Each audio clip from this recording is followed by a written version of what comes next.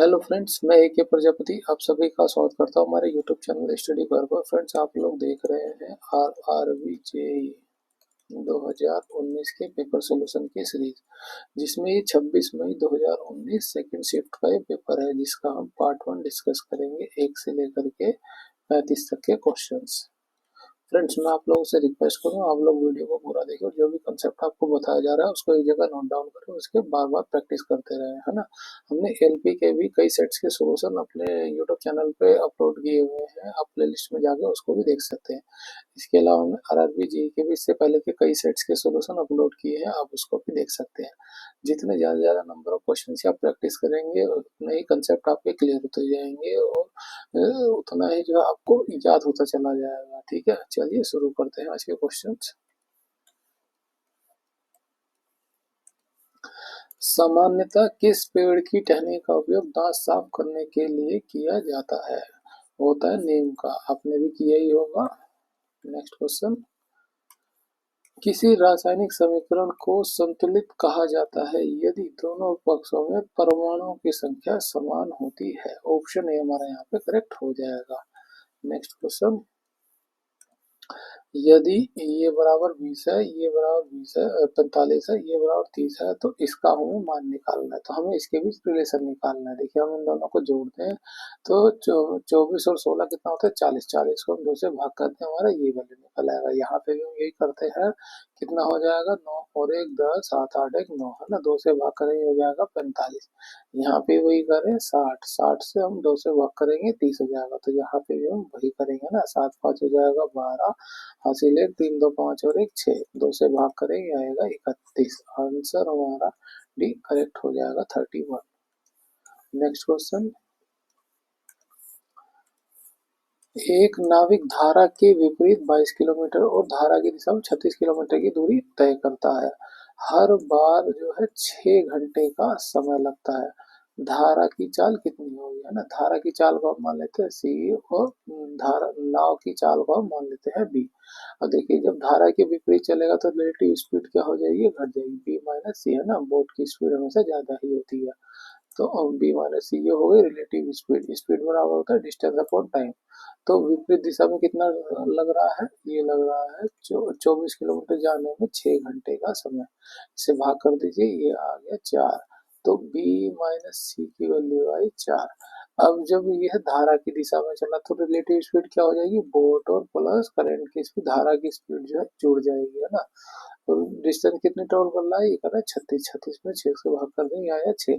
तो b plus सी की value आई 6 और b माइनस सी की वैल्यू आई 4, है ना। दोनों को जोड़ दिए तो ये कट जाएगा, ये हो गया 2b बराबर 10, है ना। 2 से भाग करेंगे, बोट की वैल्यू आई हमारे पास 5। पूछी है धारा की चाल, है ना, तो इसमें वैल्यू को रख दीजिए ना, 5 को इसमें रख देंगे, बोट की वैल्यू कितनी आ जाएगी? 1। तो धारा की चाल कितनी हो गई? 1 किलोमीटर प्रति घंटा। ऑप्शन सी हमारा यहाँ पे करेक्ट हो जाएगा। नेक्स्ट क्वेश्चन, यदि 6 मार्च 2005 को सोमवार है तो 6 मार्च 2004 को कौन सा दिन था, है ना। देखिए, 6 मार्च से हम अगली 6 मार्च 2005 को जाते तो एक दिन और आता हमारा, है ना। उस दिन को दे रखा है कि ये सोमवार है ना। तो अब ये हमें एक दिन की पहले का पूछा, एक दिन 1 साल पहले का पूछा गया, तो एक को हम घटा देंगे, कितना हो जाएगा? वो दिन हो जाएगा संडे। ऑप्शन जो हमारा डी यहाँ पे करेक्ट हो जाएगा। नेक्स्ट क्वेश्चन, कौन सा जीव ऑक्सीजन के बिना जीवित रह सकता है? वो है अवायवीय जीव, है ना। धरती पर एक ऐसा भी जीव है, ऐसे भी जीव हैं जो बिना ऑक्सीजन के भी जीवित रह सकते हैं। ठीक है, आप इसको भी याद रखिए। इसका नाम क्या है? नाम है इशारी, इशारी किया कॉली। इंग्लिश में भी लिख देते हैं इशेरी किया कॉली। ठीक है, आप इसको याद रखिए। नेक्स्ट क्वेश्चन, निम्नलिखित श्रेणी में अनुपस्थित अक्षर समूह ज्ञात कीजिए, है ना। जेड का नंबर होता है 26, एक्स का होता है 24, यू का होता है 21, एल का होता है 12। इसके बीच डिफरेंस देखें, 2 का है, यहाँ डिफरेंस 3 का है ना, बढ़ रहा है तो अगला होना चाहिए 4 का, उससे अगला होना चाहिए 5 का। 21 में 4 घटाए तो ये हो जाएगा 17, 17 में से 5 घटाए 12। हाँ, ये बिल्कुल सही सीक्वेंस हो गया। ठीक है, तो 17 किसका नंबर होता है? ये होता है क्यू का। क्यू देखिए ऑप्शन में केवल एक ही है, तो ऑप्शन ए हमारे यहाँ पे करेक्ट हो जाएगा। नेक्स्ट क्वेश्चन, निम्नलिखित श्रेणी में अनुपस्थित संख्या ज्ञात कीजिए। देखिए ये है इसका 6 गुना और ये है इसका 5 गुना, ये है इसका 2 गुना ना, सीक्वेंस चला 6 5, अगला हो जाए 4, इसका अगला हो जाए 3, है ना, 6 5 4 3 2, तो ये सीक्वेंस बन जाएगा हमारा। तो 30 की गुणा कर दें 4 से, 120, 120 का 3 गुना 360, ये बिल्कुल सही हो रहा है। तो आंसर क्या हो जाएगा? ऑप्शन बी का 120 करेक्ट हो जाएगा। नेक्स्ट क्वेश्चन, वह छोटी से छोटी संख्या ज्ञात कीजिए जिसे 5 6 7 8 से विभाजित करने पर 3 शेष बचता हो और संख्या 9 की गुणज भी हो। और संख्या 9 की गुणज है तो इसका मतलब हो गई वो संख्या 9 से डिविजिबल है, और 9 से डिविजिबल का रूट क्या है कि संख्याओं का योग जो है 9 या 9 का मल्टीपल हो। ठीक है, इसको जोड़े तो 8 और 1 9, 6 3 9 है ना, यहाँ पे 9 आ गया और ये 9 से डिविजिबल हो गया, है ना, तो ये हमारा आंसर हो सकता है। बाकी के भी हम चेक कर लेते हैं। देखिए 6 और 1 7, 7 7 14, 14 7 21, 21 जो है 9 से डिविजिबल नहीं है ना, 8 और 1 9, 9 होते जाए छोड़ते चले जाए ना, 9 ये 9 हो गया, छोड़ दिया 3, 3 जो है 9 से डिविजिबल नहीं है ना, 8 4 12, 12 3 15, 15 9 से डिविजिबल नहीं, केवल 9 से डिविजिबल हमें यही मिला, 8 और 1 9, 6 3 9। ठीक है, तो ये हमारा आंसर हो जाएगा ऑप्शन ए। बाकी चीजें को हमें निकालने की जरूरत नहीं, अगर कॉमन आता तो हमें करना पड़ता। नेक्स्ट क्वेश्चन, एक आदमी ने अपनी पूंजी का 1/3 भाग 7% की दर पर और 1/4 भाग 8% की दर पर और शेष भाग 10% की दर पर निवेश किया, जिससे उसे 561 रुपए की वार्षिक आय प्राप्त हुई। उसकी पूंजी ज्ञात कीजिए, है ना, पूंजी को मान ले कि वो x% है, x है ना, शेष भाग कितना है ये हमें निकालना पड़ेगा। देखिए जब ये भाग में 1/2 1/3 दे तो हम मान लें वो कुल भाग है 1, है ना, उसमें से 1/3 भाग 7% की दर पे और 1/4 भाग 8% की दर पे, तो इसे घटा देंगे तो हमारा शेष भाग निकल आएगा ना। एलसीएम ले लें 12 हो जाएगा, यहाँ एक है कुछ नहीं है तो एक से भाग करेंगे 12, 3 से भाग करेंगे 4, 4 से भाग करेंगे 3, तो कितना हो जाएगा ये हो जाएगा 5/12, तो ये शेष भाग हुआ 5/12। अब आगे करते हैं, है ना, उसकी पूंजी जो हमने x मान ली तो x का 1/3 हिस्सा, है ना, 7% की दर पर निवेश किया, उस पूंजी का 1/4 हिस्सा जो है 8% की दर पे निवेश किया, और उस पूंजी का 5/12 हिस्सा 10% की दर पे निवेश किया, तो कुल कितनी आय हो रही है? 561। बस इसको जो है सिंप्लीफाई कर देखिए, 4 से 2 बार में चला जाएगा, ये हो गया 2, इसे भाग करें तो ये 2 बार में जाएगा 6 और ये हो जाएगा 5, है ना। देखिए कॉमन क्या निकल रहा है, कॉमन निकाल लेंगे, x कॉमन आ जाएगा सब में और परसेंट कॉमन आ जाएगा, अंदर क्या हो जाएगा 7/3 प्लस ये 2% और 2 बचेगा, है ना, प्लस यहाँ पे 25/6, एलसीएम ले तो क्या हो जाएगा, एलसीएम हो जाएगा 6। ठीक है, 6 को 3 से भाग करेंगे तो ये 2 हो जाएगा, 7 दूनी 14, यहाँ पे कुछ नहीं है एक, तो 6 से भाग करेंगे, एक 6 बार में जाएगा, एक बार 6 2 की गुणा करेंगे 6 दूनी 12 प्लस ये हो जाएगा 25, इसको जोड़ दीजिए कितना हो गया ये 5 4 9 9 2 11 हासिल है 3 2 3 4 और एक 5, 51/6 हुआ, है ना, 51/6 को ये बाहर क्या था x%, जो बराबर है 561 के, है ना, परसेंटेज को हटाएंगे बटे में हो जाएगा 100। अब सारी वैल्यू को इस साइड ले जाएंगे, 561 ये गुणे में आ जाएगा 6, गुणे में आ जाएगा 100, बटे में क्या आ जाएगा, बटे में आएगा 51। ठीक है, 51 को भाग करेंगे 17 से चला जाएगा 3 बार में, 17 से 3 बार में फिर 51 बचेगा तो ये 3 बार में चला है, 3 से भाग करेंगे 11 बार में, है ना, 11 की 6 से गुणा कर देंगे 66, 2 जीरो है तो जीरो हो जाएगी 66, सो हमारा आंसर हो जाएगा ऑप्शन बी हमारा यहाँ पे करेक्ट हो जाएगा। नेक्स्ट क्वेश्चन,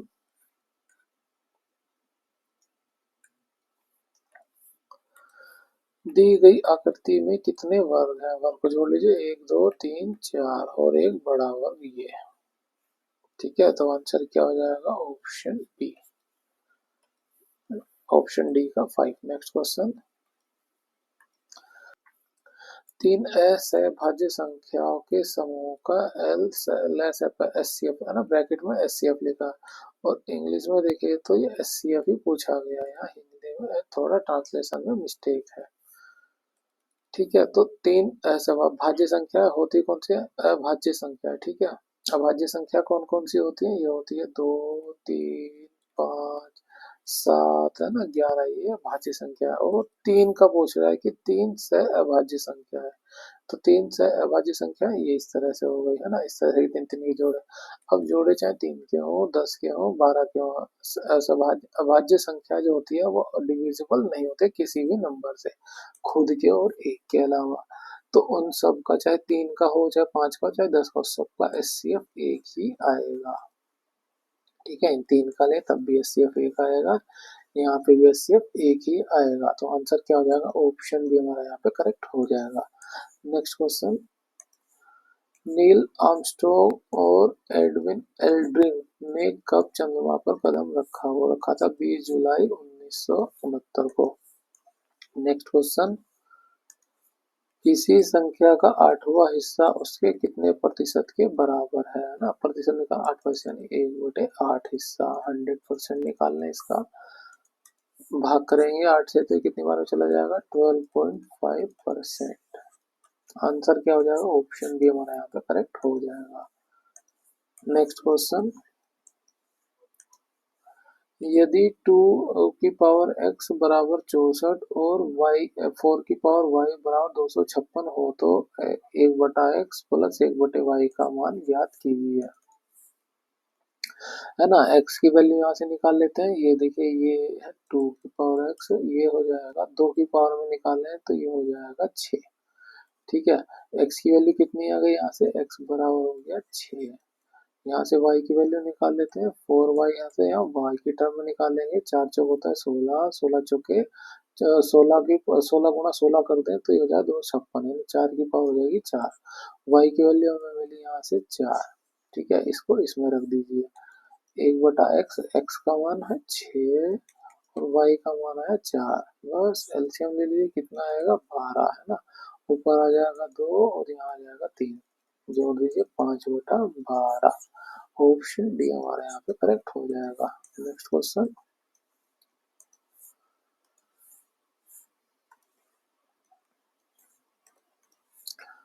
समूह 17 से संबंधित तत्वों को क्या कहा जाता है? समूह 17 से संबंधित तत्वों को बोला जाता है हैलोजन ग्रुप, है ना। और अक्रिय ग्रुप को क्या होता है? वो 18वां समूह होता है। और क्षारीय धातु का समूह होता है 1 और क्षारीय मृदा धातु का समूह होता है 2। ठीक है, और ये 2 है, इसको इस तरह से लिखते हैं ना। और जो 3 से 12 तक का ग्रुप होता है वो बोला जाता है ट्रांजिशन ग्रुप।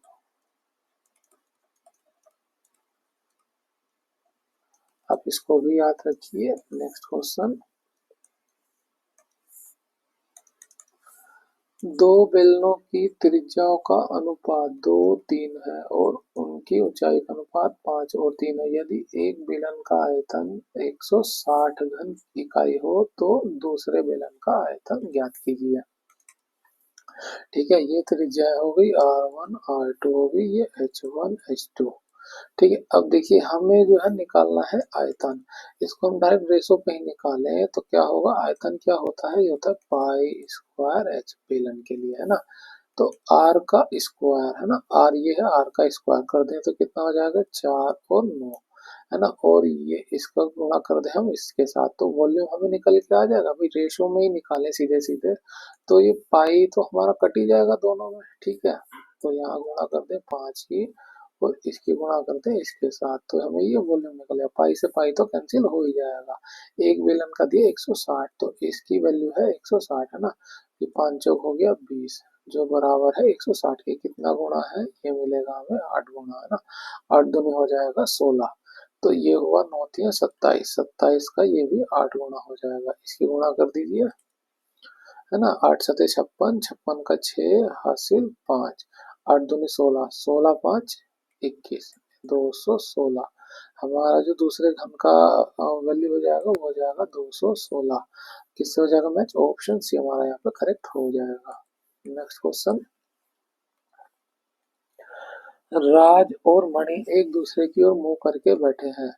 जहां मणि पश्चिम की ओर है ना, ये मणि हो गया, ये पश्चिम की ओर मुंह करके बैठा हुआ है, और राज किस दिशा में मुंह किए हुए है? राज का पूछा गया है, राज ये आमने सामने मुंह करे हुए है तो राज का मुंह इधर होगा, है ना। और जो ये पश्चिम में है तो ये पूरब की तरफ देख रहा है।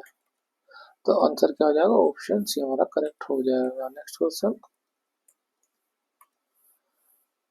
मैं बिंदु ए से 9 मीटर चला, है ना, ये हो गया मैं बिंदु ए से 9 मीटर चला। किधर चला नहीं दिया गया, हम चल लेते हैं पूर्व दिशा में। 9 मीटर चला, फिर दाएं मुड़ा, दाएं मुड़ा इधर 3 किलोमीटर चला, 3 मीटर चला, फिर दाएं मुड़ा, इसका मुंह इधर है तो दायां इधर हो जाएगा, और 9 किलोमीटर चला। देखिए यहाँ से चला था 9 किलोमीटर, तो वापस ये इसके ही नीचे एग्जैक्टली पहुंच जाएगा। 9 मीटर चलने के बाद बिंदु बी पर पहुंचा, ये हो गया बिंदु बी। बिंदु ए और बी की बीच की दूरी कितनी है ना, ये बिंदु ए है, ये बी है, इनके बीच की दूरी कितनी है? नीचे कितना चला? 3, तो ये हो जाएगा 3 मीटर।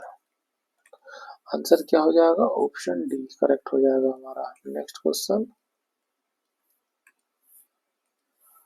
निम्नलिखित में से कौन इकोलॉजिकल फुटप्रिंट को मापने की इकाई है? वो है ग्लोबल हेक्टेयर, इसको आप याद रखिए। नेक्स्ट क्वेश्चन, ब्रैकेट में है साइन 72 प्लस कोस 18, दूसरे ब्रैकेट में है साइन 72 माइनस कोस 18 का मान ज्ञात करना है। तो ये कोस 18 को हम क्या लिख सकते हैं? इसे लिख सकते हैं इस तरह से, कोस 90 माइनस 72, है ना। 90 में से 72 घटा देंगे, ये वापस से हमें ये वैल्यू मिल जाएगी। ठीक है, और ये देखिए फर्स्ट कोऑर्डिनेट में आ गया ना, ये होता है 0 से 90 का फर्स्ट कोऑर्डिनेट। यहाँ पे जो है सभी वैल्यू प्लस में ही होती है। ठीक है, तो कोस कन्वर्ट हो जाएगा हमारा साइन में, हो जाएगा साइन 72। ठीक है, इस 18 की वैल्यू है साइन 72। अब देखिए यहाँ लिख देते हैं, ये हो गया साइन 72 डिग्री प्लस साइन 72, ये हो गया, है ना, इस ब्रैकेट। अब ये वैल्यू को इसमें रखते हैं तो क्या हो जाएगा? ये हो जाएगा साइन 72 माइनस इसकी वैल्यू निकली साइन 72, साइन 72, है ना, ये 72 है। और देखिए साइन 72 से साइन 72 कट जाएगा, हो जाएगा 0, और 0 की गुणा किससे भी करी जाए तो वो वैल्यू आएगी 0 ही। ऑप्शन बी हमारा यहाँ पे करेक्ट हो जाएगा। नेक्स्ट क्वेश्चन, ध्वनि किस माध्यम में अधिकतम चाल से यात्रा करती है? वो करती है ठोस में, है ना, ठोस, उससे कम द्रव में, उससे कम गैस में। ठीक है, आप इसको भी याद रखिए सीक्वेंस को। नेक्स्ट क्वेश्चन,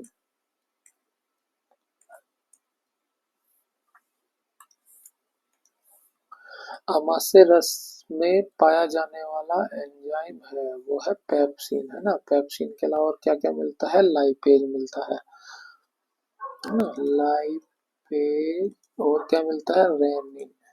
इसको भी आप याद रखिए। पेप्सिन क्या होता है? प्रोटीन का ब्रेक डाउन करता है ना, प्रोटीन का ब्रेक डाउन करता है, डाउन करता है। ठीक है, और टाउलिन, टाउलिन क्या होता है? ये हमारी स्लेवरी ग्लैंड में मिलता है ना, स्लेवरी।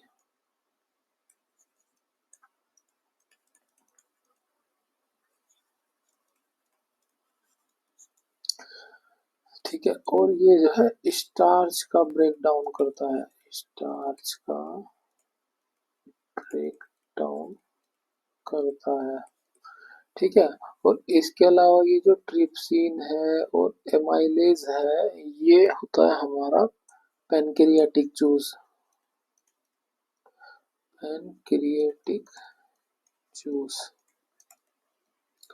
ठीक है, इसको भी आप याद रखिए, है ना। और ये ट्रिप्सिन होता है, ये ट्रिप्सिन करता है प्रोटीन का break down, protein break down.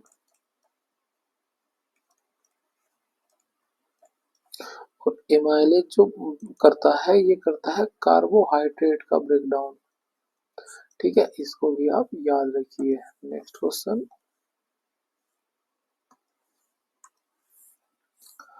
पानी में अम्ल का विलयन बनाने का सही तरीका क्या है? सही तरीका है कि पानी में अम्ल मिलाया जाए, है ना। देखिए इस तरह से क्या होगा कि पानी ज्यादा क्वांटिटी में और अम्ल मिलाएंगे तो हम थोड़ा थोड़ा करके मिलाएंगे, है ना। अगर हम उल्टा कर दें कि अम्ल है बहुत सारा, उसमें हम पानी मिला रहे हैं, तो क्या होगा, बहुत तेजी से रिएक्शन होगी और बहुत ज्यादा गैस लगेगी, है ना उसमें, जिससे जो है जोखिम भी है ना, रिस्की हो जाएगा ये। तो सही तरीका है पानी में अम्ल को मिलाया जाए थोड़ा थोड़ा करके। ठीक है, नेक्स्ट क्वेश्चन, उस विकल्प का चयन करें जो आकृति में प्रश्न चिन्ह के स्थान पर रखे जाने के लिए सर्वोत्तम है। अभी देखेंगे तो 36 का डबल 72, 72 का डबल 144, 15 का डबल 30, 30 का डबल 7, है ना। यहाँ पे क्या होगा, 58 का डबल 56, 56 का डबल क्या हो जाएगा, 112। ऑप्शन सी हमारा यहाँ पे करेक्ट हो जाएगा। नेक्स्ट क्वेश्चन, यदि इसका मान है तो के का मान ज्ञात कीजिए, है ना। के का मान निकालना है तो इन दोनों को जोड़ दिए, कितना आएगा ये 5438.43, है ना। इसको इसके नीचे लिख देते हैं 548.43। ठीक है, यहाँ लिख दें 0.43। अब इसको घटाए, 6 में से 3 जाएगा 3, 12 में से 4 जाएगा 8, यहाँ 2 हो गया 12, 12 में से 8 जाएगा 4, 5 और जो है ये 1 0 हो गई 54। ठीक है, 54 यहाँ पॉइंट है। इस पूरे की वैल्यू बराबर आई ये, है ना। 54.K3 बराबर आया ये। बस इन दोनों का कंपेयर कर लिए, के का मान है देखिए 54 हो गया, ये 54 हो गया, तो ये जो है K3 जो है 83 होगा, यानी 3 से 3 कट जाएगा, ये वैल्यू है के 8 के। आंसर क्या हो जाएगा, ऑप्शन सी हो जाएगा। ऐसे काटना नहीं है, बस जस्ट कंपेयर कर देना, डॉट के बाद जो है एक डिजिट जो है हमारा ये वैल्यू हो गया। ऑप्शन सी हमारा यहाँ पे करेक्ट हो जाएगा। नेक्स्ट क्वेश्चन, यदि किसी निश्चित कोड भाषा में फैशन को इस तरह लिखा जाए तो उस कोड भाषा में प्रॉब्लम को कैसे लिखा जाएगा? देखिए इसको लिख लेते हैं नीचे FASHION, फिर लिखेगा दूसरे को FOIHSAN।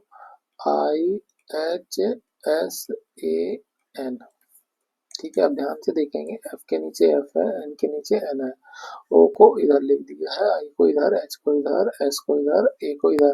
कहने का मतलब सबको उल्टा करके लिख दिया गया है ना। इसको जो है इस तरह से इधर लिख दिया गया, ये सीक्वेंस जो है फॉलो किया गया, इस तरह से इधर उल्टा लिखा हुआ है। तो बस हम क्या करें, पी के नीचे पी, एम के नीचे एम, है ना। ई आ जाएगा, उल्टा लिखिए ELBO।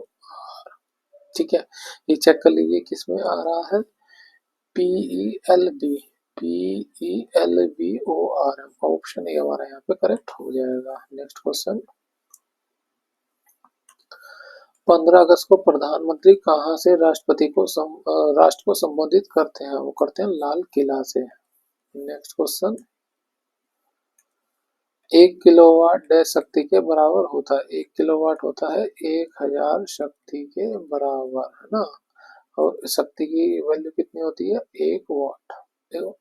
शक्ति की यूनिट क्या होती है, वाट, है ना। तो क्या हो जाएगा, 1000 वाट। ऑप्शन ए हमारा यहाँ पे करेक्ट हो जाएगा। नेक्स्ट क्वेश्चन,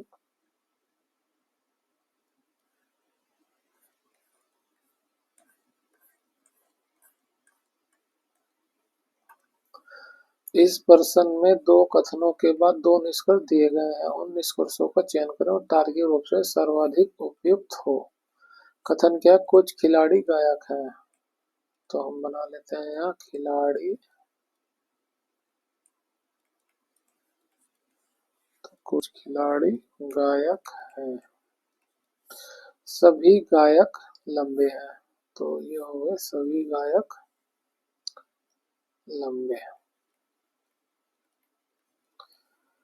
निष्कर्ष क्या निकलेगा हमारा, कुछ खिलाड़ी लंबे हैं, कुछ खिलाड़ी है, कुछ खिलाड़ी ये हो गए जो लंबे हैं, ये बिल्कुल सही हो गया। सभी खिलाड़ी लंबे नहीं, देखिए कुछ ही भाग आ रहा है तो सभी नहीं हो सकते, गलत हो गया हमारा सेकंड स्टेटमेंट। स्टेटमेंट केवल एक ही सही है। आंसर क्या हो जाएगा, केवल निष्कर्ष एक उपयुक्त है। नेक्स्ट क्वेश्चन,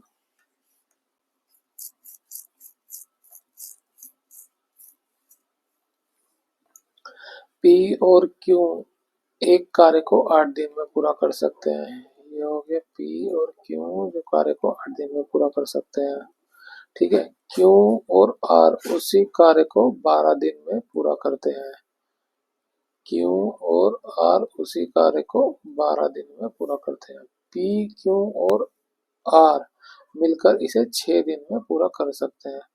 तो पी, क्यू और आर मिलकर इसे 6 दिन में पूरा कर सकते हैं। ठीक है, पूछा गया है पी और आर मिलकर इसे कितने दिन में पूरा कर सकते हैं। ठीक है, देखिए कैसे करेंगे, यहाँ से हम एलसीएम ले लेंगे, है ना। एलसीएम कितना आएगा, ये आएगा 24। ठीक है, 8 से भाग करेंगे 3 बार में चला जाएगा, 12 से भाग करेंगे 2 बार में, 6 से भाग करेंगे 4 बार में, है ना। तो पी क्यू आर की ये जो आता है ये है टोटल एफिशिएंसी, टोटल वर्क, और ये होती है एफिशिएंसी। ठीक है, अब पी क्यू आर की एफिशिएंसी आई है 4, हमें निकालनी है पी और आर की एफिशिएंसी। पी और आर की एफिशिएंसी, देखिए पी और क्यू की एफिशिएंसी आई 3, है ना, ये आई है एफिशिएंसी 3, टोटल एफिशिएंसी 4, तो आर की एफिशिएंसी कितनी हो जाएगी 1, है ना। यहाँ लिख लेते हैं हम, आर की एफिशिएंसी हो गई 1। ठीक है, क्यू और आर की एफिशिएंसी है 2, क्यू और आर की एफिशिएंसी है 2, है ना। टोटल एफिशिएंसी है 4, तो 4 में से 2 चला जाएगा, ये आ जाएगी पी की एफिशिएंसी। तो पी की एफिशिएंसी कितनी आई 2, है ना। पी और आर मिलकर किसी काम कितने दिन में कर, इनकी एफिशिएंसी आई 3, है ना। टोटल वर्क कितना है 24, 24 को 3 से भाग करेंगे, कहा चला जाएगा 8 बार में, तो यानी 8 दिन में ये दोनों मिलकर इस काम को पूरा कर सकते हैं। ऑप्शन बी हमारा यहाँ पे करेक्ट हो जाएगा। नेक्स्ट क्वेश्चन, एक वृत्त की परिधि 132 सेंटीमीटर है, यदि उस भाग की परिधि कितनी होगी जिसका केंद्र कोण 135 डिग्री है। देखिए हम सर्कल बनाए, तो इस सर्कल की पूरी जो परिधि है वो है 132, है ना। ये सर्कल कितने डिग्री का होता है, ये तो 360 डिग्री का, तो 360 डिग्री की वैल्यू है 132, है ना। पूछा है 135 डिग्री की परिधि कितनी होगी, यहाँ पे दिखाया हम, तो 135 कुछ इतना होगा हिस्सा, है ना, ये हिस्सा 135 डिग्री, इसकी इस हिस्से की पूछी जा रही है परिधि कितनी है, तो बस इसको निकाल लीजिए, इसको हमने मान लिया एक्स क्रॉस मल्टीप्लाई कर दीजिए एक्स की वैल्यू के लिए, तो 135 गुणा 135, ये परसेंटेज नहीं डिग्री है ना, 135 डिग्री 132 बटे में 360 डिग्री। ठीक है, 90 से भाग करें तो ये 1.2 बार में चला जाएगा, और ये 4 बार में, 4 9 चौक 36, है ना। 4 से भाग करें, 4 तिया 12, और ये 4 तिया 12। ठीक है, इसको लिख सकते हैं 1.5 को 3/2 भी, है ना। इसकी गुणा कर दे कितना आ जाएगा 99/2, भाग करें कितना हो जाएगा, ये आएगा 49.5। ठीक है, ये वैल्यू आई हमारी इस हिस्से की। ठीक है, अब पूछा गया उसने उसकी परिधि 135 डिग्री कौन से, तो यानी इसकी भी परिधि को हमें निकालना पड़ेगा 135 डिग्री कोण पे, है ना। अब ये देखिए ये हिस्सा होता है आर, है ना, ये हिस्सा आर होता है हमारा सेंटर से, तो हम आर की वैल्यू को भी निकाल लेते हैं। पूरी परिधि की वैल्यू कितनी, तो 2πr बराबर कितना होता है 132 के बराबर है ना। पाई को हम रख दें 2 गुणा 22/7 गुणा आर की, यहाँ से हमें वैल्यू मिल जाएगी। ठीक है, 2 से भाग करेंगे तो ये आ जाएगा 2×6 = 12, 2×6 = 12, 22 से भाग करेंगे 3 बार में आ जाएगा, है ना। इस 7 की गुणा हो जाएगी इसमें, तो क्या हो जाएगा आर का मान हो गया 21। ठीक है, 21 ये हुआ, 21 ये हुआ, इन दोनों को जोड़ दें कितना हो गया 42, और इसमें जोड़ दीजिए 49, है ना। हमें ये परिधि मिली, ये मिली, ये मिली, इन सबको बस जोड़ना है। ये 42 है, इसको जोड़ दीजिए, कितना हो जाएगा 0.5, 9 2 4 4 8 1 9, 91.5 इसका आंसर हो जाएगा ऑप्शन डी। नेक्स्ट क्वेश्चन,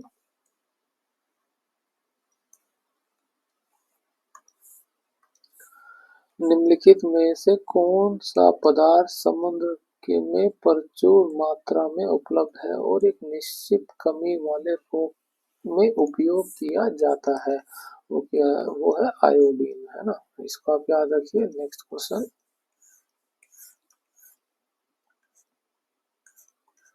देखिए इतना बड़ा क्वेश्चन जो है आपको सोल्व करने की जरूरत नहीं है, ये क्वेश्चन दिया सिर्फ छोड़ने के लिए ही है ना। आप इसको टाइम मिले तब भी मत करिए, है ना, छोड़ दीजिए। देखिए कितना समय आपका बर्बाद करे सिर्फ और सिर्फ पढ़ने में, है ना। सवाल को समझना और उसको सोल्व करना तो एक अलग ही चीज हो जाएगी। नेक्स्ट क्वेश्चन, बेरिलियम काफी हद तक डैश के समान है, वो है एल्युमिनियम के, है ना। बेरिलियम हल्का और लो डेंसिटी का होता है ना, लो डेंसिटी का और हल्का होता है। इसका उपयोग जो है न्यूक्लियर रिएक्टर में जो है किया जाता है और गियर्स वगैरह बनाने में भी किया जाता है, ठीक है। तो फ्रेंड्स यहाँ पर हमारे पार्ट 1 के 1 से लेकर के 35 क्वेश्चंस कंप्लीट होते हैं। अगर आपको हमारी वीडियो अच्छी लगी है तो इसे लाइक करें, शेयर करें और सब्सक्राइब करें हमारे चैनल को। इसी तरह की वीडियो के लिए मिलते हैं आपसे अगली वीडियो में। Thank you.